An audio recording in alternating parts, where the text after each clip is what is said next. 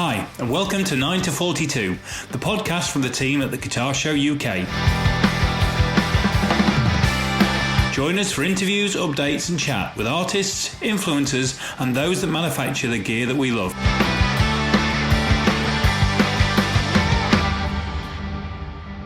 Hello and welcome to 9 to 42, which is the pod... Oh, let's start again. First time, I've done it wrong in ages. Hello! Hello and welcome to 9 to 42, which is the podcast from the guys at the Guitar Show, the Bass Show. Jace, was that the best one yet? The best one yet, mate. Right, okay. If you're listening to this, obviously, and it'll be months in the future when these get out because we've recorded half a dozen, so we're well up. But it would be nice for you to rate the intro as we go, because obviously Jace has thrown me a curveball with changing the name, and I'm not very good with change. So if you want to rate it, feel free to let us know, when you think I get it sorted. Jace, how are you? I'm very good. Actually.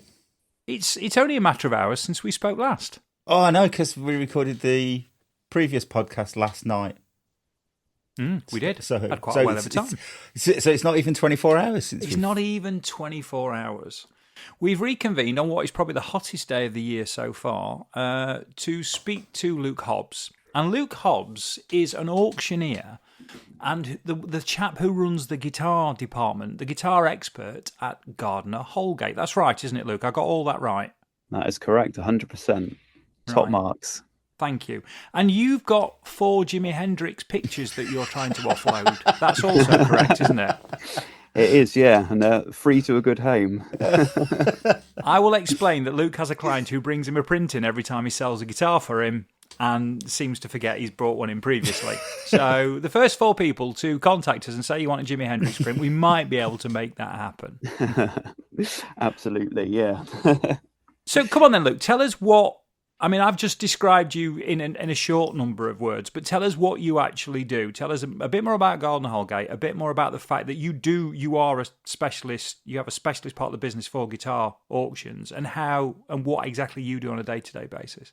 Absolutely. So Gardner Holgate, we are a traditional bricks and mortar auction house. I guess we're what's known as a provincial auction house because we are outside of London. And we specialize in certain areas of the market.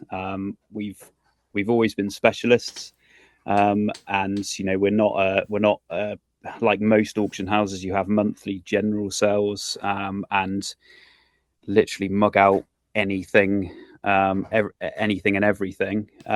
So essentially, our specialities are musical instrument, or certainly when I started, because it kind of sets the scene, I guess. So when I started, it was musical instruments, clocks and watches, antiques and fine art, silver jewelry, essentially all those kind of things that are hot markets and make money, so it commercially makes sense. So I started here when I was 21, which is in 2007. And I started as a porter escaping from stacking shelves at Tesco after a firm talking to by my parents saying, Luke, you can't try and get your band off the ground forever. Buck your ideas up and get a proper job. So I actually applied for all the jobs in the local paper, including this one. And I didn't even know what an auction house did. Until the day before I was called for an interview, and I thought, oh, I better find out what an auction house does. So anyway, I applied for the job. I ended up getting the job as an auction house porter. Like I said earlier, we had specialist musical instrument sales, and within a couple of years of working here, we got some rather nice guitars coming in. I've been a guitarist since I was 9 or 10 years old. Didn't really have huge academic knowledge about the values or inner workings and originality of guitars, but I thought, do you know what? I reckon we can do something here on the base of the musical instrument sales, which we'd already been holding for about 20 years. And it's kind of snowballed from there. So there was quite a few things that I put into place to help it happen. We've got the domain guitarauctions.com, which helps, and we've got a lot of things like that in place. We were very lucky at the start of it that Instagram was quite easy to organically pick up a lot of followers, whereas it's almost impossible now. So that is that's another thing that was quite good. So we were like, I mean, if you look at, I guess when I started it, the big thing was Norm's Rare Guitars with Mark Agnesi doing the Guitar of the Day, and that was at a time, yeah, like I said, when we started, and we managed to grow a great social media following in the early days, and because of the things of the website, we were starting to attract more and more people. And we were becoming established as having these specialist guitar auctions. As a specialist myself, I was having to very quickly learn on the job, and take a lot of advice from consultants and friends who knew a lot more than I did. And there was just all these little things and that we put into place. And essentially, we got it right, because a lot of auction houses, I mean, I don't know how much you guys know or follow auction houses or auctions of guitars, but a lot of auction houses have tried and failed, unfortunately, because they haven't quite got it right. And, you know, it's very easy for anyone to go on places like reverb.com or eBay and see a price. And that can be an asking price, but it doesn't mean that's not necessarily what it's worth, you know, on the open market. So, yeah, like I said, you know, I'm rambling on a bit of a long answer to your question, but yeah, we went from the base of that musical instrument sale, started to get a lot of guitars in. The whole thing sort of, as we became known and specialized, sort of snowballed. I started going to Jason's shows, exhibiting, and other guitar shows. Your show's obviously the best, Jason. Thank you. Not just saying that, it is. Really enjoy doing them, and yeah, we just got this reputation. And, you know, from my first guitar sale that I held back in, well, there's two sides to this. We had a sale in 2009 that was a massive failure because we got a lot of things wrong. But that gave us a good grounding to get things right when we tried again in 2011. And I had 50 guitars in that sale. It was a white glove sale, which essentially means everything sells, every lot sold. And so we've gone from that sale, which is 50 lots, to what we are today, where I have 4 sales a year that are anywhere between 1,500 and 2,000 lots. And I probably now sell, because it's not just guitars, it's related items, but in terms of guitars themselves, I probably sell something like 3,000 guitars a year by auction. Sorry, Jace, I've got to jump on something because you won't have picked up on this, and not because you're going to ask the highbrow question, and I'm going to go straight down and ask the lowbrow question. Right, Tesco, you were 21 in 2007. Yes. Fuck me, you look good. You look really good. You do not look your age at all. Thank you. Right, go on, Jace. Go ahead. I just wanted to know how you go from being porter to, given that I've bought a guitar from you through you at an auction, and I've watched like the live auctions. How do you go from porter to the guy that's standing there with the gavel? Yeah. So I didn't ever want to be an auctioneer. Is in terms of I love this job, and I love this job from the moment I got here, and I was actually very happy being a porter. And I think there was one collection that came in that kind of did start this in a way. So we had the musical instrument sales. We had this collection of guitars. In fact, I'll start with the let's just take it back a bit. How do I go from it? So essentially, we were presented a 1959 Les Paul Standard to sell. Wow. That was in 2009, and because we had that guitar, we thought that the only way to sell this guitar properly is to have a specialist guitar auction. So this was within 2 years of 2 years of me being here. So I was still a porter then, saleroom assistant. 2 years on, very happy being one. Very happy to have the odd guitar come in in the musical instrument sale and play around with. But so yeah, this burst comes in with great provenance. We got it checked out. It was completely kosher, had minor issues, but back then they were worth around £80,000, 80,000 to 100,000. So, you know, a third of what they're potentially worth now. But we thought the only way we can market this is by doing a specialist guitar sale. So we hold two, or we did before COVID, we held two auctions, separate auctions of musical instruments up in London, which was basically violins, so specialist stringed instrument sales, which are instruments of the violin family. And we decided, right, what we're going to do is we're going to build a guitar auction, take it up to this London sale and coincide. So I think we managed to get together through advertising in Guitarist magazine and other places, 60 guitars. But the problem is because I guess in some ways we were a little bit naive. We were taking these guitars in and we were getting like hit with a lot of guitars from the trade. So they were setting reserves that were unreasonable for the open market.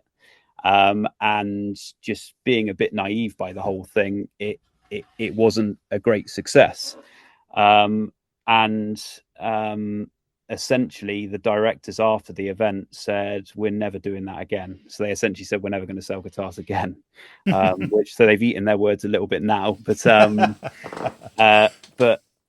it was still a good experience. It was a great experience for me because I ended up getting to meet Metallica through it, which I was massively into them at the time, and they were interested in buying something in the sale.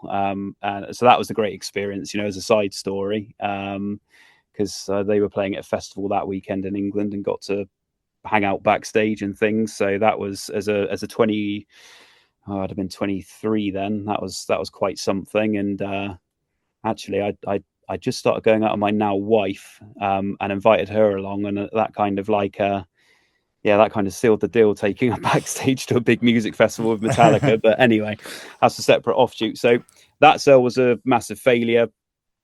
But so I kept working as a porter, but getting involved in things like the clock sales. So there was this vision by the directors that I would start being involved with the clock sales. I'd value catalog and take over the clock clients.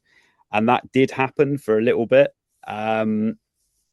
But then in 2011, there was a collector that I'd got quite friendly with, guitar collector. We just got talking on the musical instrument viewing days here at the sale room, and he lived in I guess it's a village or small town, but more of a village on the outskirts of Bath called Bath Ford.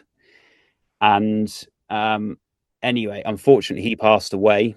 And his widow had no idea what to do with the guitars. He'd always told me about what guitars he had, but the guitars in the collection were so good that I kind of thought, is he one of those people that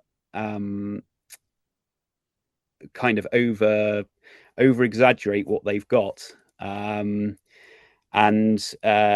anyway, I had to go down to their place to have a look, to put these things into our musical instrument sale, and I was absolutely blown away. There was got a 60s gold top Les Paul. There was about 5 pre-CBS Fender Strats. There was a 59 Birdland, you know, double path, completely original.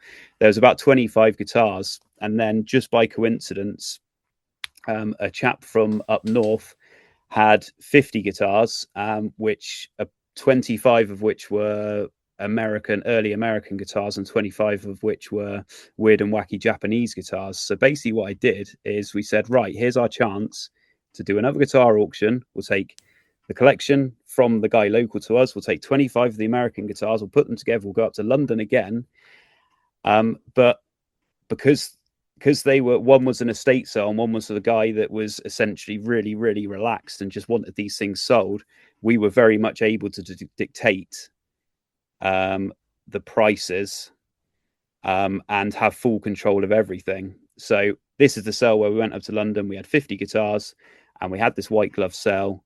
It was an incredible success. And then I had these 25 guitars left over from this these Japanese guitars, which had the base for the next auction. So essentially, a bit of luck, a bit of hard work promoting that original sale, because that's essentially when we created the websites and things like that, to help promote the sale. Because a lot of auction houses, what they tend to do is they'll list a sale, and they will have, let's say their full catalog goes online, and there might only be 2 or 3 weeks that's catalog's online, and that's all the promotion they get. So I thought, right, I'm going to build this website. This sells 2 months away. I'm going to put this as a preview, catalog preview on the website, just so people know. And that's all that website was initially made for, was just this one auction. But then we had that sale. We had these 25 guitars as a base for the next sale. And then people had heard about the sale we had started seeing the website. And then I very quickly became the specialist, even though, quite honestly, I was still very, very naive in the whole market. And yeah, I basically just had to run with it. And, I knew how auctions ran. I'd already been at the company by that point 4 years. So I understood how to run an auction, how to put one together, how to, liaise with clients. So I had that good grounding, which is a good start. But building up the knowledge has taken years. It's taken some mistakes, which I'll admit to. You can't all be perfect, and you learn quickly from mistakes is the best way to learn. But in terms of actually being the man with the gavel, we had a very essentially we had this guy that joined about 3 or 4 years after I started here, and replaced someone who headed up the antique department. And he was very enthusiastic, and he's a great guy, still a friend of mine, and he's now running his own auction house. No longer works for us. So, but he was very enthusiastic and very, very keen to get on the rostrum and sell and be an auctioneer, which I never was. So I was quite happy to do what I was doing. But the directors, essentially, they didn't really want him to be an auctioneer for a long time, and kind of wanted to mold him into being an auctioneer, I guess, with the same procedure, that understands how the company does things. Essentially, they wanted to mold him into the auctioneer that they wanted, which is fair enough, because that's essentially what's happened to me, and it's the right way to do it, because we are a very professional auction house. I like to think anyway, and we seem to have that appearance, I hope. So yeah, this chap, he kept pestering them to go on the rostrum, and in the end they backed down. They just said, right, fine. And they came up to me and said, look, Luke, the thing is, we're going to put him up on the rostrum, but we don't feel it's right that he goes up when you've been here for so long before him. And I was essentially forced into it.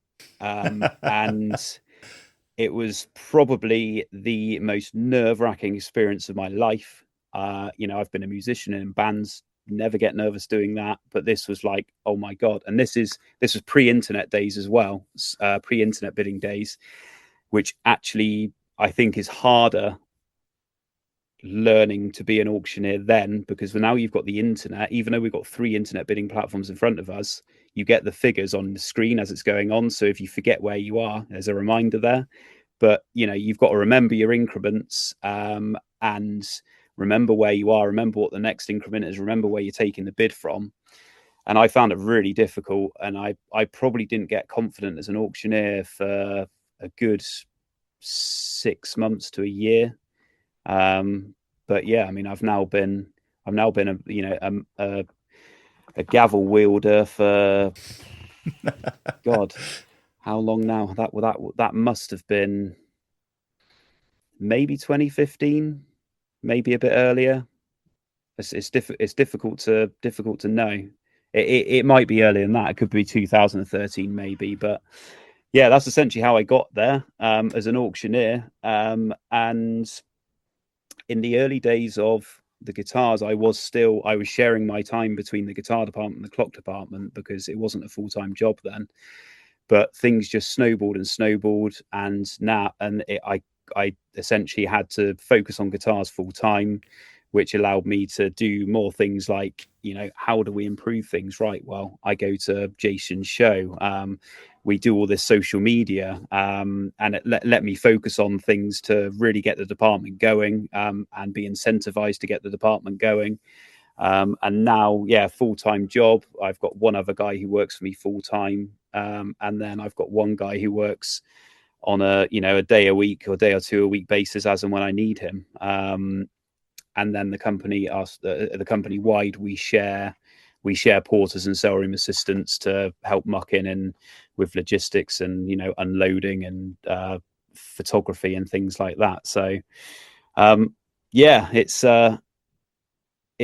it's a long time in the making. It's 50, I guess 18 years I've been here. So 16 years it's taken to get it to where it is now. And delighted with how it is. It's very full on and stressful, but I'm pleased with the success of it because it's something I've built myself, and very proud of what we've done here.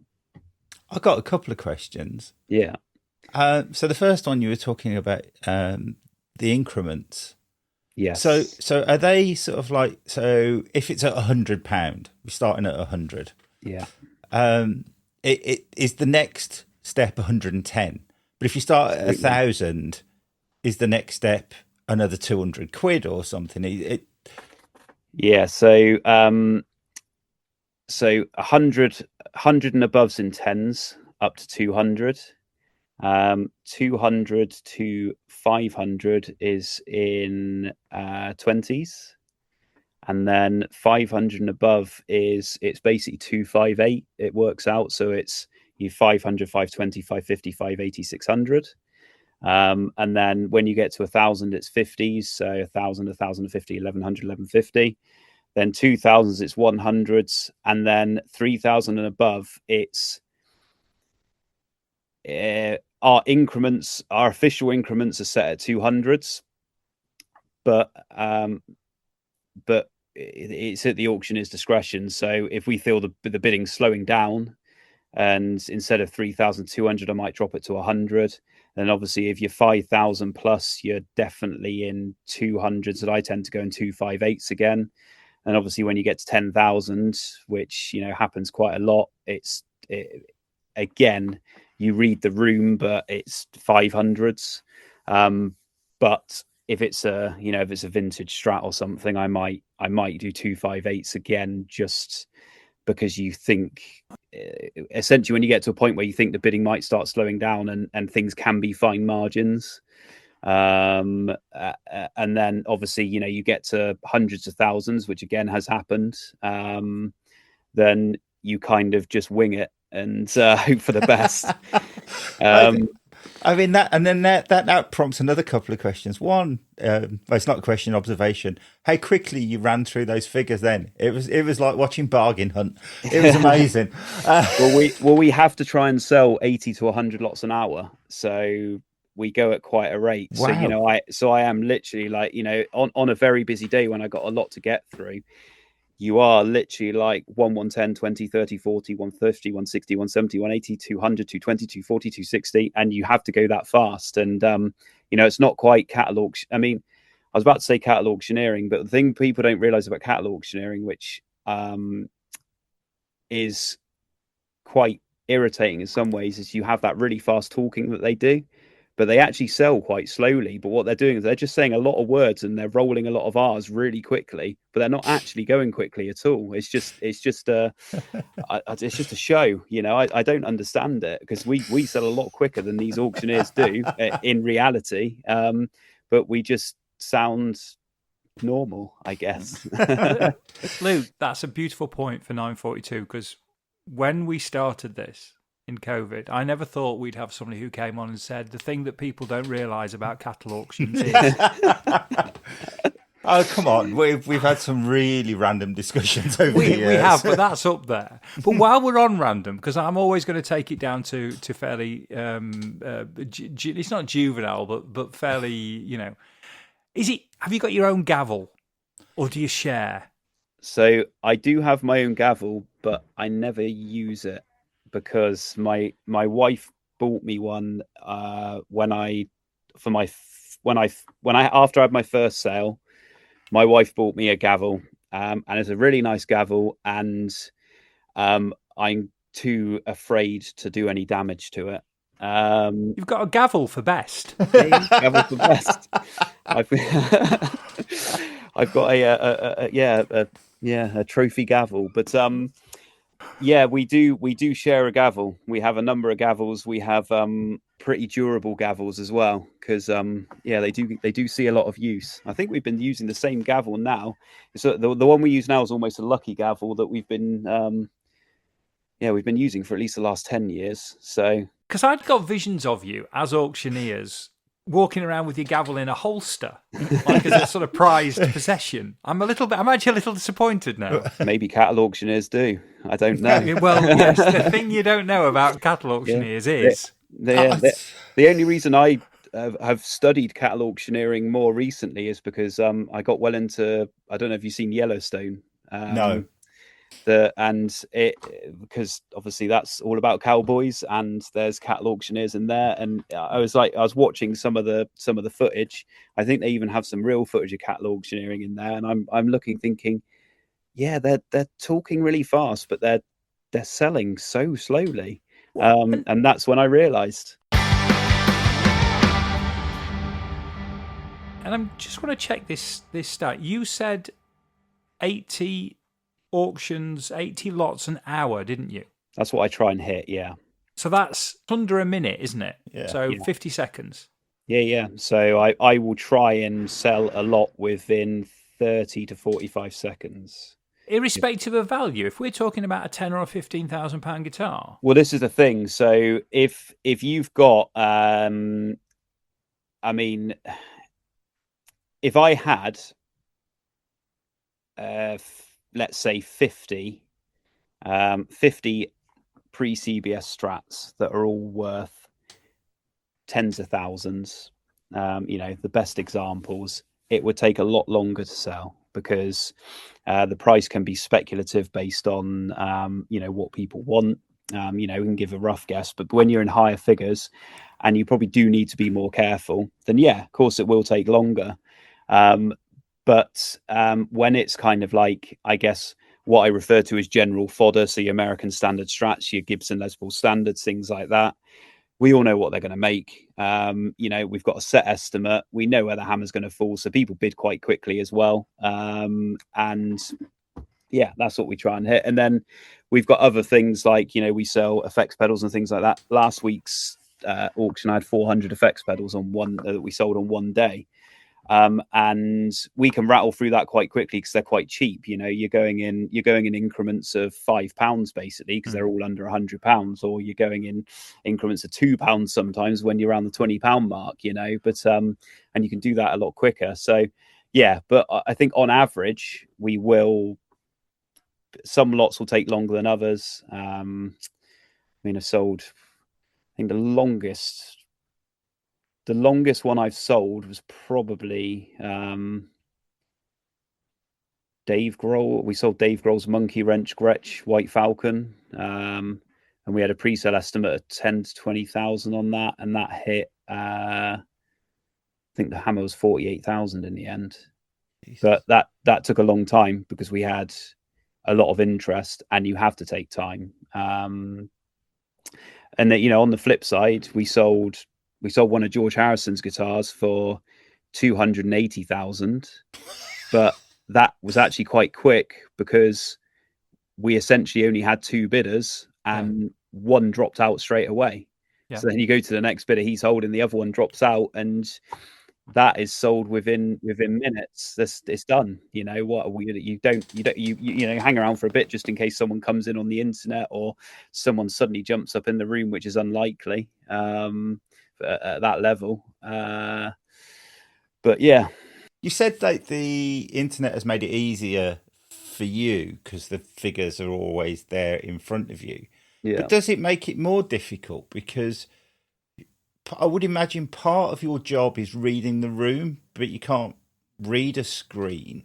Yeah. Can you see when people are twitching and are desperate to buy? And Yeah, I mean, I guess in terms of reading the room, I mean, you can with the internet. What I mean on that side is the bidding slows down.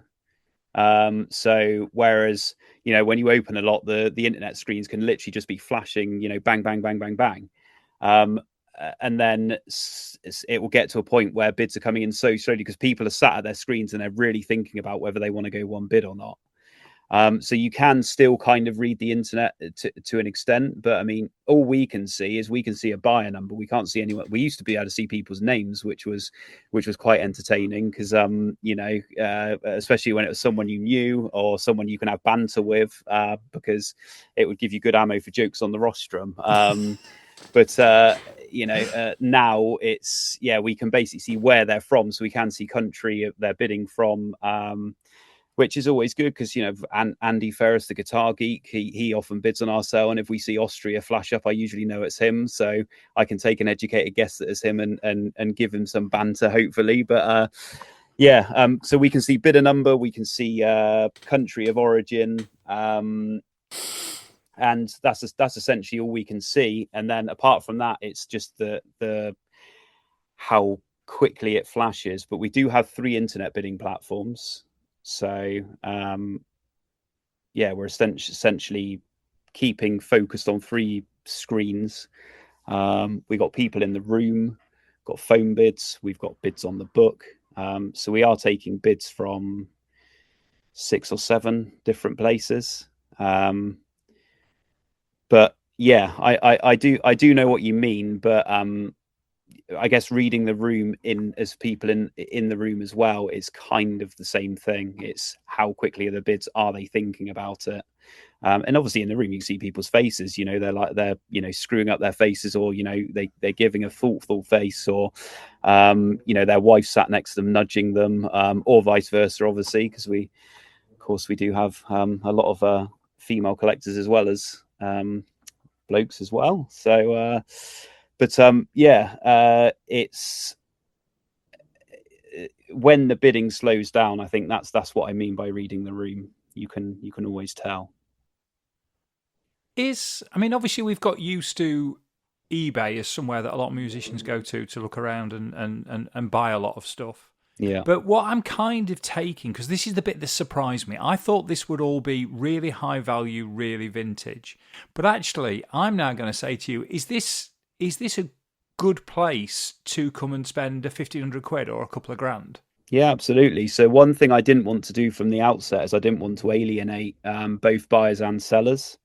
So I kind of, I won't sell things that don't make money. I try not to sell, junk, but I like to make it all inclusive. So, there is a pedal, or, we will sell a Squire Strat, because you never know whether that guy with the Squire Strat has we do a really good job for, and he's got a mate down the road that's got a pre-CBS Strat and gives us a good recommendation.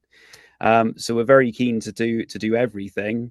And likewise with buyers, we might attract someone in who wants to buy a 200-300 quid Epiphone, because it's something they've always wanted, but actually they've also got some high-end stuff that they might want to get rid of in the future.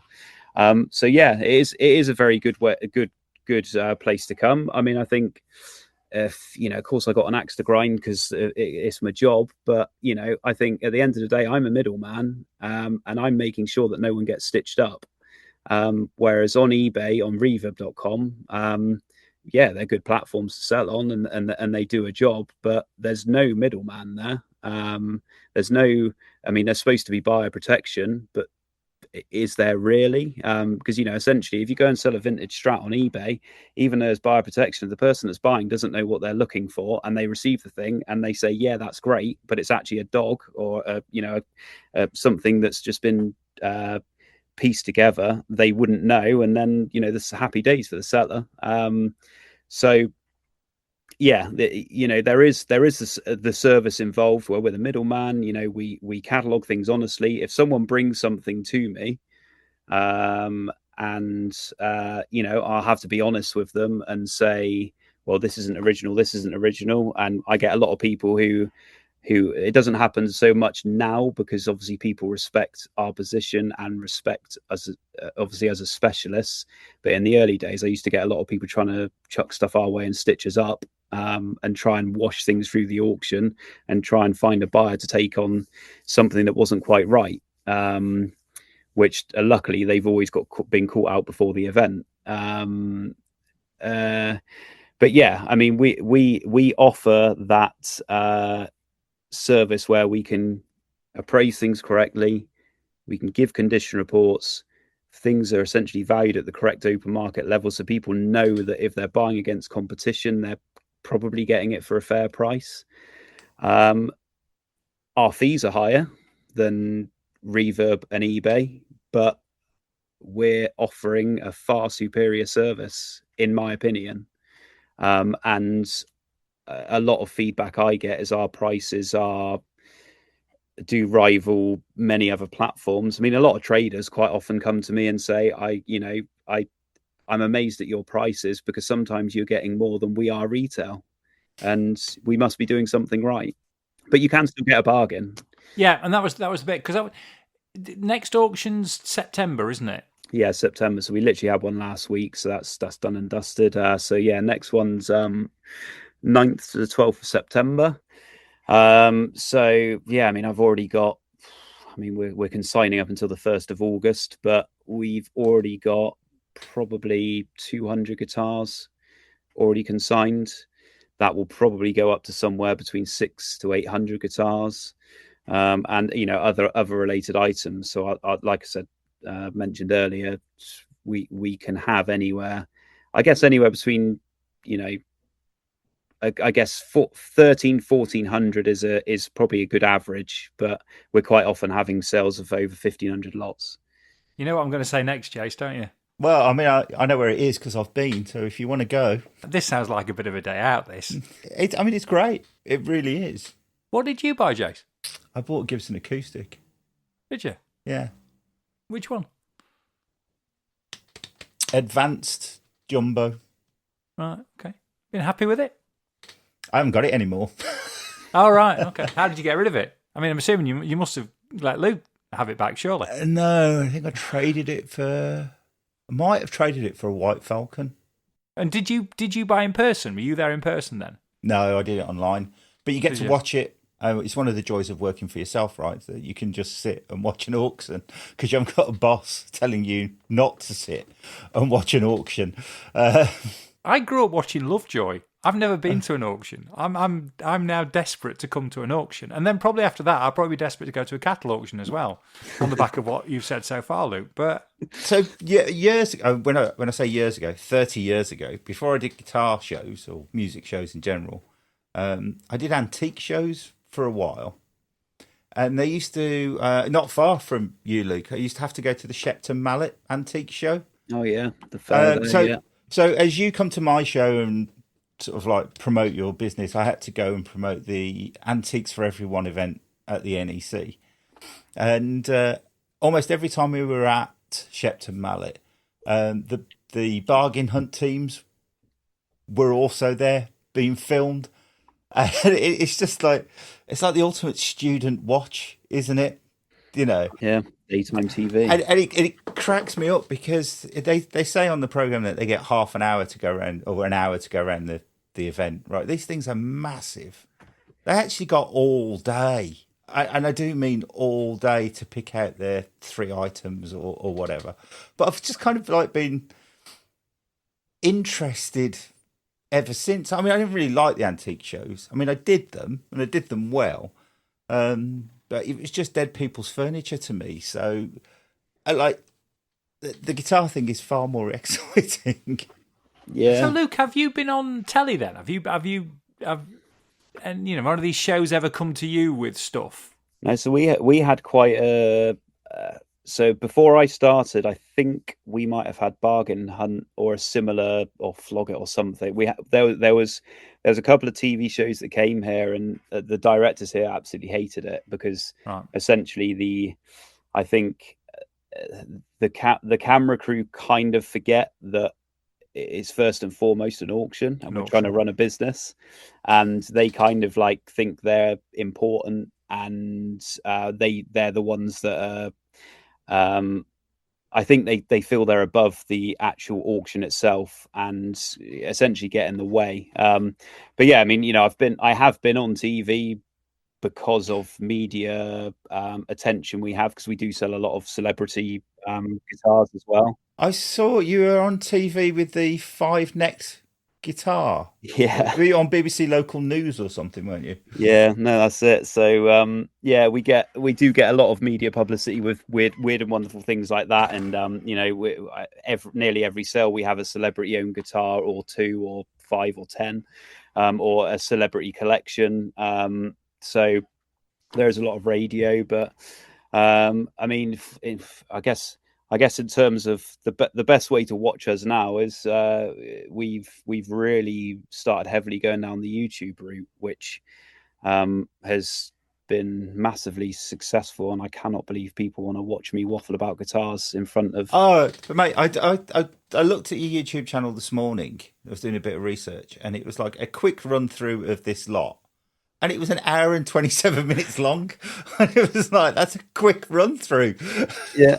So and that's the thing. And so what I've done, I've created these. We try and do it weekly. We're not going to have one this week, so we just had a sale. It's very busy, but I do something called a consignment update, and essentially I talk about all the guitars that have very recently come in, and we can have anywhere between, depending on how busy the week's been, anywhere between like 20 and 60 guitars in a video that have all come in. You know, it'll just be a video of me quickly opening the case, showing it to the camera, saying what it is, put it back, next guitar. So you get like 30 seconds to a minute and a half on each guitar. And I just kind of decided to do that. And I think in the early days of YouTube, I was very, very concerned about it all looking very professional and polished and HD and good lighting and a good backdrop. And it was quite difficult to do in some ways. And I found it quite difficult to do it because I didn't feel natural, you know, doing it that way. And then we suddenly start doing this consignment update thing where essentially, I mean, again, a bit like Guitar of the Day with Norm's Rare Guitars. Yeah, I was going to say it's very similar to that. Yeah. Mark would just drag you into the storeroom and go, here, to Martin. So essentially, I'm within the alleyway of racks I've got that I keep everything in. And I pull the guitar out, show it, and it's just like that. And because I am just essentially very natural talking to, or feel very comfortable doing that, it's not a polished environment. It's essentially the engine room of the auction house. But I think people quite like seeing that, and it worked quite well because people can actually relate and think, wow, they are actually guys that know what they're talking about. And these are actually real things rather than just pictures on a screen that we see. And people started relating to it. And, you know, naturally we've picked up, you know, a lot of buyers. We picked up sellers through it as well. So yeah, really pleased we've done it. And I mean, we've gone from, and I was amazed really. I mean, 2 years, we've built up 10,000 subscribers nearly now, which is, I thought, you know, if we get 1,000 subscribers that are into it, that's fine. But it's opened my eyes really to, you know, it's a bit like in the early days of Instagram. I thought, why haven't I done this sooner? You know, and get a lot of good feedback. People like watching it. People come to the auction and you know, have a chat and say, "Oh, I love your shows. Keep it happening." And it's encouraging and it's nice to hear. You know. So I'm just wondering, you know, I mean, there's a lot of sort of like industry chatter about, you know, a lot of these big collections are owned by older gentlemen. Yeah, because it takes a long time to build up a big collection of guitars. I wouldn't expect a 25-year-old to have 50 guitars. No. So it's part of your job. I know this sounds horrible, but it's part of your job sort of meeting widows that have been left with 50, 60 guitars that they just don't know what to do with. So there's a bit of, I don't know, what's the word I'm looking for? A bit of, you're not just a salesman, but you're also like a a shoulder. shoulder to cry on. Yeah. Yeah. No, absolutely. I mean, one thing. So one thing that a lot so there's a term that auctioneers quite often get called, because we deal with a lot of deceased estates, and it's quite morbid, but ambulance chasers. And but that really isn't like, so I know there are a lot of auctioneers that do that, and they will hear that a so and so collector's passed away, and the first thing they do is they pick up the phone and say, "Oh, do you want to sell his collection?" I won't do that. I never will do it, because I like to think I'm a decent bloke, and I think at the end of the day, if people they will find us. If they want to sell the guitars, they will find us, and if they want to sell guitars through auction, it's quite likely it will come our way. So, but anyway, I naturally, yeah, older generation. A lot of these people I have sold guitars to, so I've built up a relationship with them anyway. And so quite a lot of my older clients, I know for a fact that I am in and have been in their will. So Luke Hobbs at Gardner Holgate will sell my guitars.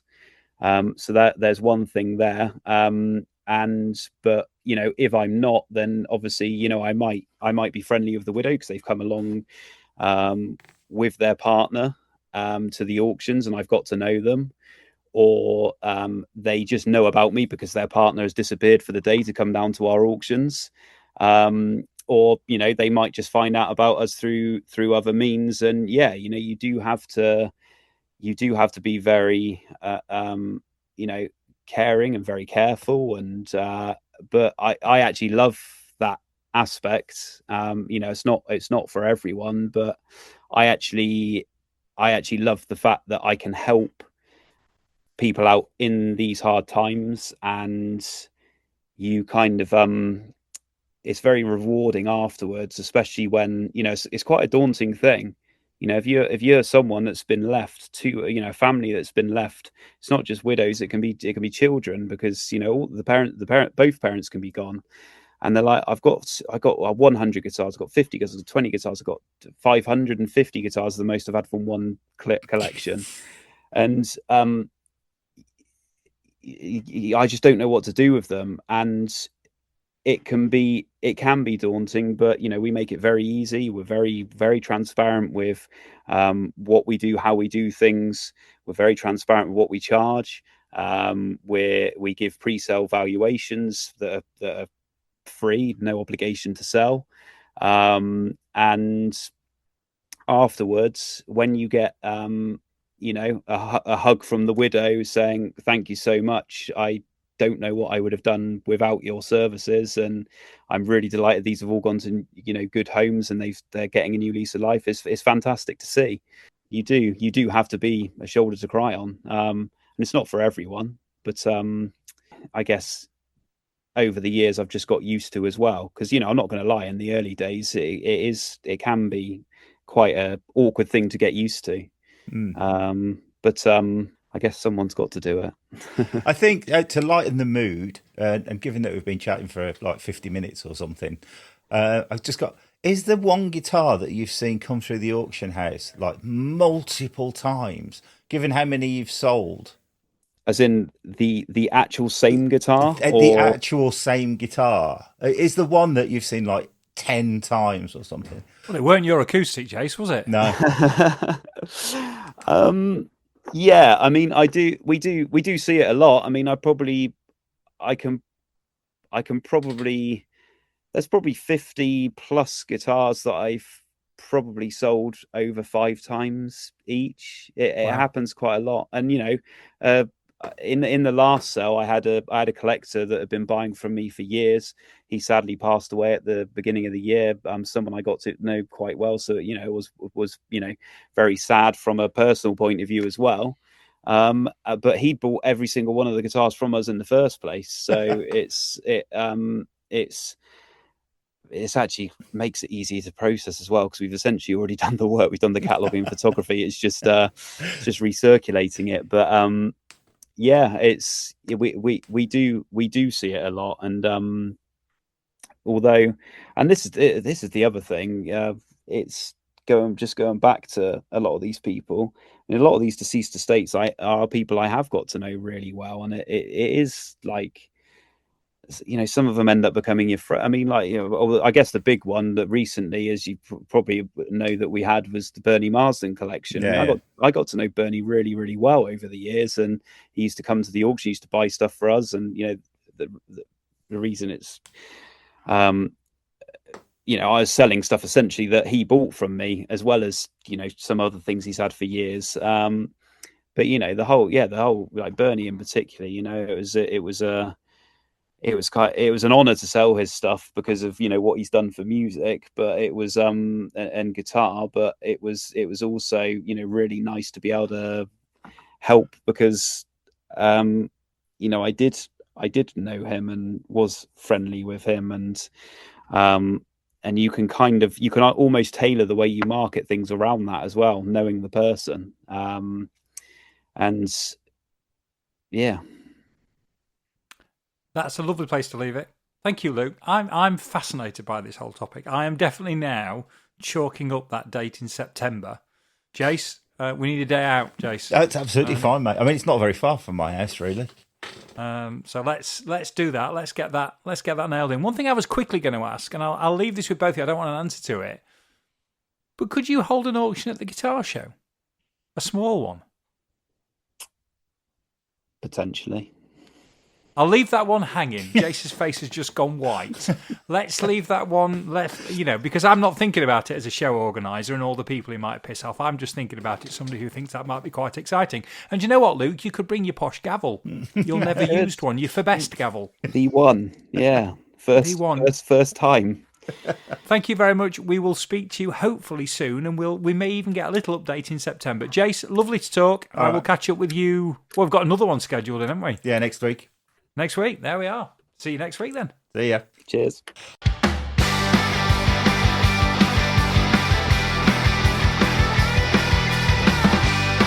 Thanks for listening to 9 to 42, the podcast from the team at the Guitar Show UK. If you've enjoyed the show, then please remember to hit the subscribe button and share with other like-minded souls. For more information about 9 to 42, please follow us on Facebook, Twitter or Instagram at the Guitar Show UK. This has been an A Short Stories production.